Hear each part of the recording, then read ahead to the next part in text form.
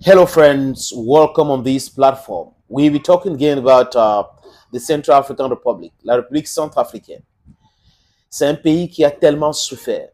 Le nom, la République centrafricaine, ça devait être la plaque tournante de cette Afrique des libertés, de l'Afrique qui devrait gagner. Mais la République centrafricaine a l'image de cette Afrique agonisante. La République centrafricaine est plongée dans une situation de l'insécurité voulue, bien orchestrée, pensée par l'impérialisme français. On peut aller très loin pour parler de Valéry Giscard d'Estaing, qui fait partie du pire cauchemar de la République centrafricaine, qui aurait même enceinté une première dame et accepté toutes les bêtises qui arrivaient dans ce pays parce que l'armée française était là pour protéger les conneries, pour faire dégringoler ce pays-là. Aujourd'hui, le peuple centrafricain n'est plus dupe. Le peuple centrafricain est intelligent. La jeunesse centrafricaine est intelligente. Les choses qui se déroulent dans ce pays vont plus être de la même façon comme c'était hier. Je vous le dis encore et encore. Et il y a des jeunes dirigeants, des jeunes leaders qui naissent tous les jours en République centrafricaine.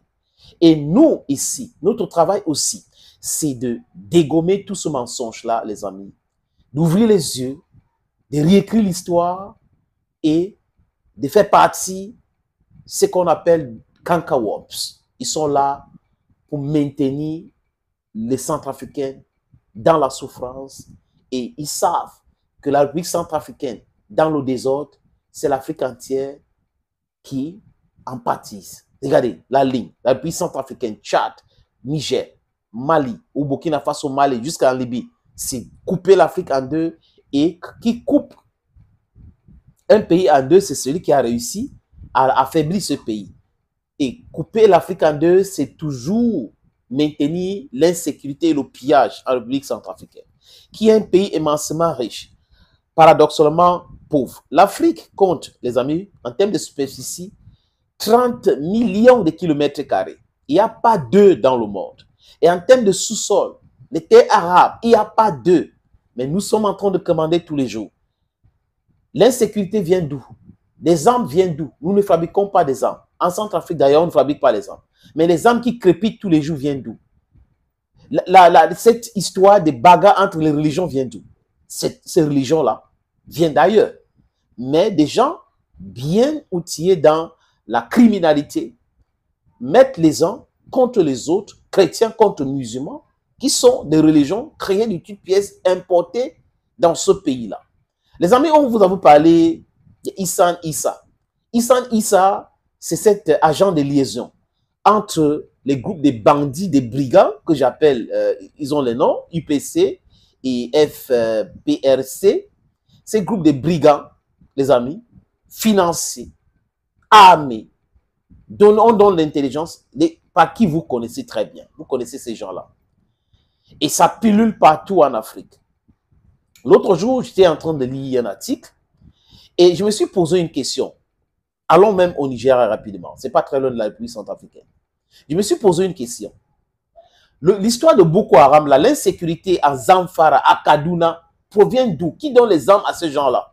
Pourquoi est-ce que dans cette zone-là où sévissent Boko Haram et tous les autres groupes armés-là, il y a des ONG américaines et personne ne les inquiète? Vous avez déjà entendu qu'on a kidnappé un Américain dans ces zones? Jamais de la vie. Qu'est-ce qui explique donc le fait que les Américains peuvent travailler, les ONG américaines peuvent travailler dans ces zones à risque et personne ne les inquiète? Ouvrons nos cerveaux, posons-nous des vraies questions. On a la réponse pas très loin dans ce que je viens de dire. Qu'est-ce qui explique le fait que les ONG américaines travaillent dans les zones à risque où il y a le terrorisme? C'est le mot qu'ils ont utilisé, les djihadistes. Nous, c'est des bandits, des drogués.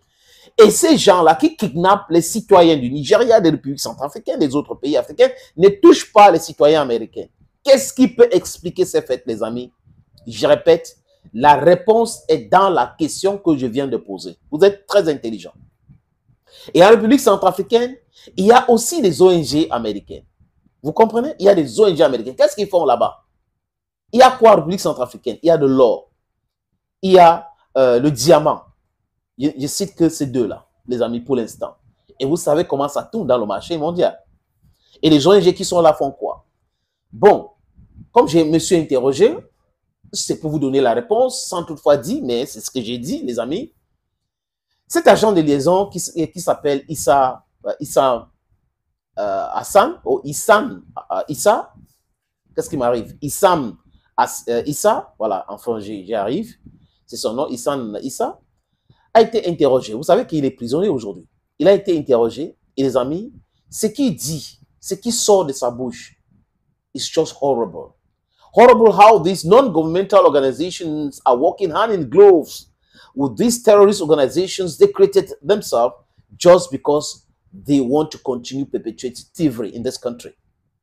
Donc, lui, il était le traducteur de l'UPC, le traducteur de FPLC, donc agent de liaison entre la MINUSCA, je répète, agent de liaison, Issa, entre la MINUSCA, qui est une mission multinationale pour la paix en République centrafricaine. Mais si vous définissez bien cette histoire qu'on appelle la MINUSCA, vous allez comprendre que c'est une mission pour la guerre, pour le désordre, pour la désintégration de la République centrafricaine, avec des contingents marocains accusés tous les jours, qui sont dans les micmacs, les attaques par-ci. Et ils fabriquent les attaques contre leur convoi parce que c'est une façon pour eux de donner les armes à ces gars-là et tout. C'est comme ça que ça se passe, les amis.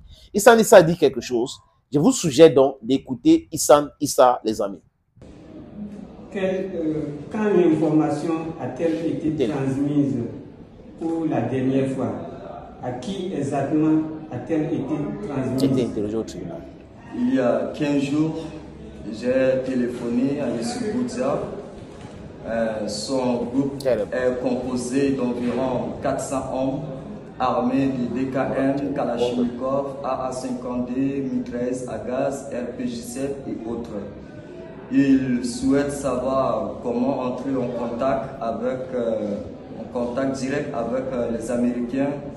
Ils s'inquiètent de la venue des Russes à Obo et du soutien russe. Le soutien russe à la milice Azandé.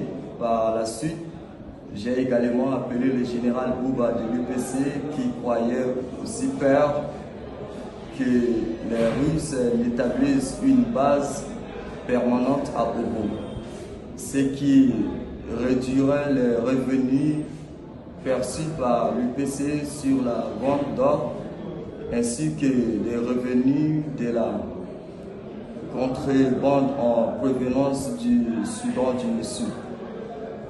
Ah, terrible. Terrible, les amis. C'est terrible, les amis. Ça veut dire que vous écoutez un truc comme ça et dit calmement, il explique, ça veut dire qu'il n'est pas en train d'inventer quelque chose.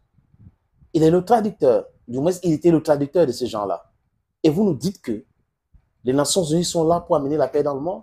Non, c'est faux. Cette organisation appelée Nations Unies est là pour toujours malmener l'Afrique, pour maintenir l'Afrique dans la souffrance, dans le sous-développement. That is what the United Nations is all about. Because what explains the fact that 54 countries in Africa don't have a veto power, a veto right at the Security Council of the United Nations? What explains that? We are 2024 today. You think we are 1945? The First World War, 1939, sorry, to 1945. Yeah, this organization was created back then. But we have you in stopping your war. It was not our war. You called it World War II. And now you created the organization today.